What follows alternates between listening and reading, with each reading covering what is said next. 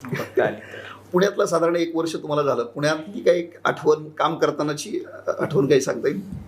पुणे ग्रामीणमधले तर म्हणजे आंबे खूप गेल्या वर्षी. या वर्षभरातल्या फार काही काही चांगल्या आठवणी आहेत. म्हणजे आमच्या इथे म्हणजे बघाल तुम्ही आल्यानंतर म्हणजे त्याच्यात माझं काही योगदान नाही, परंतु बारामतीमध्ये एक फार चांगलं आमचं उपमुख्यालय नावारूपास आलं आहे आणि अत्यंत अप्रतिम आणि सुंदर असं ते उपमुख्यालय तयार झालं.